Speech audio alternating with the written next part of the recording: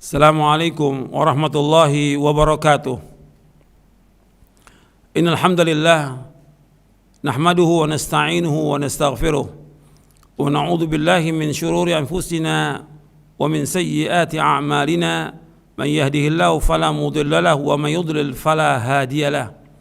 Asyhadu an la ilaha illallah wahdahu la syarika lah wa asyhadu anna Muhammadan abduhu wa rasuluh. Allahumma salli wa sallim wa barik ala nabiyina Muhammadin wa ala alihi washabihi ajmain. Kepada kaum muslimin yang mudah-mudahan dirahmati oleh Allah Ta'ala di masa wabah ini, dan juga sesudah ada usaha untuk kita mengembalikan kepada seperti semula, yaitu di masa new normal. Ada aturan-aturan yang sudah dibuat baik oleh pakar kesehatan maupun yang lainnya, seperti mencuci tangan, menjaga jarak, mengikuti protokol kesehatan, dan juga menyempurnakan yang lainnya. Saya akan bahas, kita sebagai orang yang beriman, yang pertama berkaitan dengan masalah mencuci tangan. Saya mau tanya kepada antum, apa antum tiap hari ini cuci tangan atau tidak? Mesti antum cuci tangan. Paling tidak kita ini dalam sehari lebih dari 10 kali. Sholat aja sudah 5 kali sholat. Kita cuci tangan, bersih gitu. Sholat.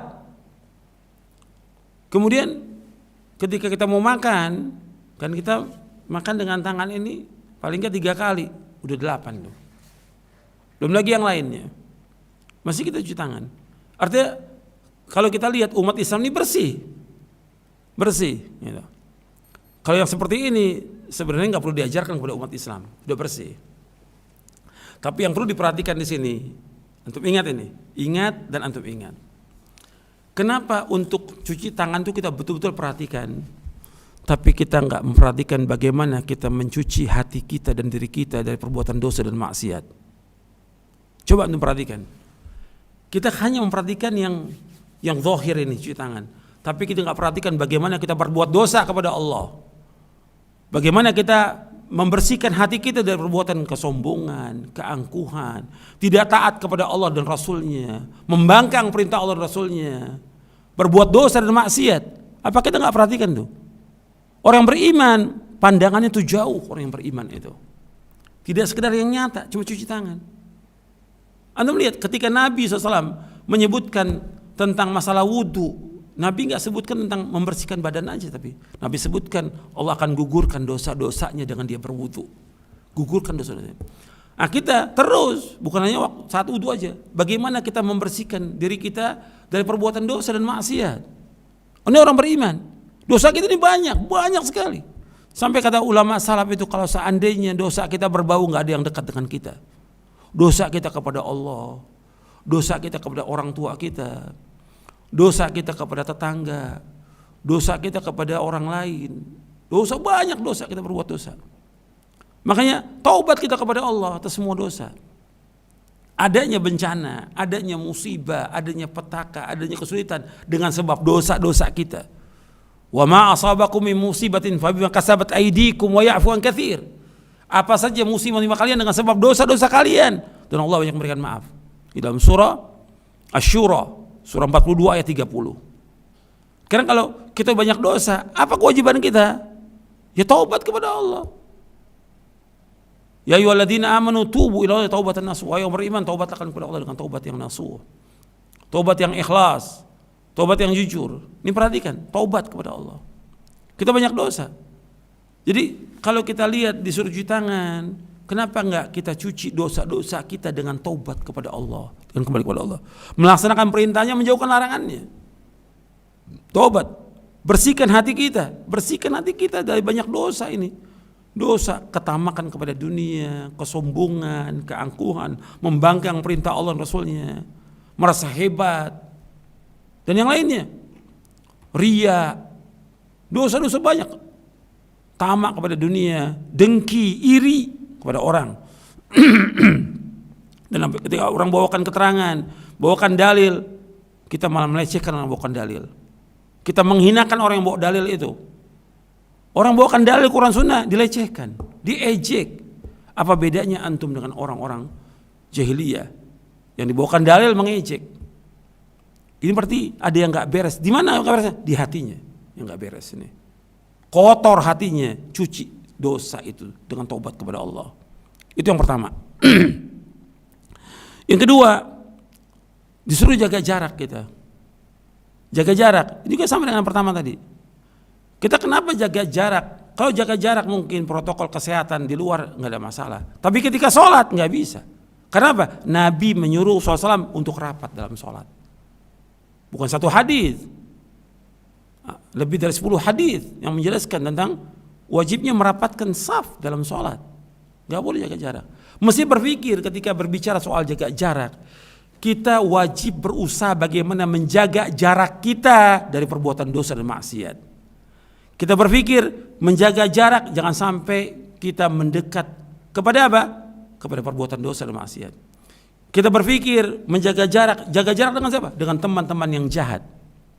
Jaga jarak dengan siapa? Jaga jarak dengan tokoh-tokoh dari ahlul bid'ah yang mengajak manusia kepada kesyirikan dan bid'ah. Jaga jarak dengan mereka. Maka Nabi bersabda SAW berkaitan dengan masalah teman, itu punya pengaruh. Itu jaga jarak dengan teman-teman yang jahat. Kata Nabi, la tusahib illa mu'minan wa la ya'kul ta'amaka illa taqiyun. Janganlah kalian bersahabat kecuali yang beriman saja, dan jangan makan mungkin orang yang bertakwa. Jangan bergaul dengan orang-orang yang tidak baik. Jaga jarak dengan mereka. Betul, tapi bukan dalam sholat jaga jarak. Jaga jarak dalam pergaulan. Jangan kita berteman dengan ahlul bid'ah. Jangan berteman dengan orang berbuat syirik. Jangan berteman dengan teman-teman yang jahat, yang tidak baik. Jangan berteman dengan orang-orang yang tidak melaksanakan perintah Allah dan Rasulnya. Jangan berteman dengan mereka. Kenapa? Agama kita tergantung dengan teman kita. Nabi bersabda SAW dalam hadis yang hasan, al-mar'u ala dini khalil falyanzur man khalil. Seorang itu agama tergantung temannya, kepada siapa berteman. Jaga jarak kita dalam bergaul ini. Jangan semua kita dekati. Yang ketiga, disuruh kita memperhatikan protokol kesehatan. Orang Islam tetap menjaga soal kesehatan ini. Karena Islam mengajarkan demikian. Tapi kita menjaga gak tentang protokol hukum Allah? Ini halal, ini haram, ini boleh, ini tidak, ini tauhid, ini syirik, ini sunnah, ini bid'ah. Kita jaga nggak itu? Mesti orang beriman menjaga itu. Orang yang beriman mesti menjaga. Ini kan kita terbawa arus nih, protokol kesehatan. Betul kita jaga itu. Tapi yang lain tentang hukum-hukum Allah kita jaga nggak? Hukum Allah. Mesti kita jaga. Jangan sampai kita jatuh dalam kesyirikan. Jangan sampai kita jatuh dalam perbuatan bid'ah. Jangan sampai kita jatuh dalam perbuatan dosa dan maksiat. Jaga itu. Terus mentauhidkan Allah. Terus kita berusaha bagaimana melaksanakan sunnah. Menjauhkan bid'ah. Kemudian yang terakhir kita berusaha bagaimana menyempurnakan tawakal kita kepada Allah. Tawakal kepada Allah. Jangan takut. Dengan adanya wabah dan segala macam, jangan takut. Kita orang beriman. Takut hanya kepada Allah. Kita ngaji, kita nuntut ilmu, kita belajar supaya takut. Takut apa? Takut kepada Allah. Bukan takut kepada manusia, bukan takut kepada wabah, bukan takut kepada yang lain. Jangan takut. Tawakal kepada Allah. Sandarkan hati kita dengan jujur, serahkan semua urusan kepada Allah. Enggak akan menimpa kita kecuali yang Allah sudah takdirkan kepada kita. Ingat itu. Allah berfirman dalam surah At-Taubah ayat 51, "Qul la yusibana illa ma kataballahu lana huwa maulana wa 'alallahi falyatawakkalul mu'minun." Katakanlah tidak akan menimpa kita, enggak akan menimpa kami kecuali apa yang Allah sudah tetapkan buat kami.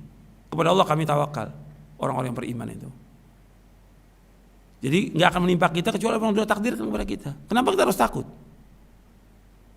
Sempurnakan iman kita, sempurnakan tawakal kita, tingkatkan iman kita kepada Allah, takut kita kepada Allah, harap kita hanya kepada Allah. Berjalan di atas ini, kita akan mengalami ketenangan. Antum perhatikan orang beriman, ada wabah, nggak ada wabah, di saat wabah, sesudah wabah, semua mengalami ketenangan. Antum lihat orang-orang yang sholat di masjid, ketika sebelum wabah, ada wabah, Tetap. Antum diuji sekarang sama Allah ini. Antum ngaji sekian tahun, antum belajar sekian tahun. Sekarang di sini buktinya ini. Antum benar nggak ilmu antum? Betul nggak amal antum? Di sini ujian ini. Benar nggak tawakal antum? Betul nggak takut antum kepada Allah? Di sini ujian. Dan kemudian kita lihat itu di saat ujian ini kelihatan. Yang ustadznya takut nggak mau sholat di masjid. Yang ustadznya takut sholatnya renggang. Yang ustadznya juga takut pakai masker. Yang ustadznya nggak mau dia untuk mendekat. Kok seperti ini? Sampai Jumat gak datang. Antum berat loh hukuman Allah tentang masalah ini. Ini bukan masalah besar. Yang kita ikut dalil di mana Allah uji ini untuk menguji iman kita benar apa tidak, jujur apa enggak kita. Mudah-mudahan yang saya sampaikan ini bermanfaat untuk saya, untuk sekalian, dan kita semua kembalikan kepada Quran dan hadis Nabi yang sahih, mengikuti pemahaman salaf soleh. Kita akan mengalami ketenangan, kenikmatan, kehusyuan, keberkahan, dan insya Allah juga Allah akan memberikan keselamatan kepada kita, dan Allah akan tetapkan kita di atas hidayah. Karena orang meramaikan masjid dikasih, Allah sebutkan dapat hidayah, Allah tetapkan hidayah dalam surah At-Taubah ayat 18. Mudah-mudahan yang saya sampaikan bermanfaat untuk saya dan untuk sekalian. Wassalamualaikum Nabi Muhammadin sallallahu alaihi wasallam wa akhiru da'wana alhamdulillahirabbil alamin.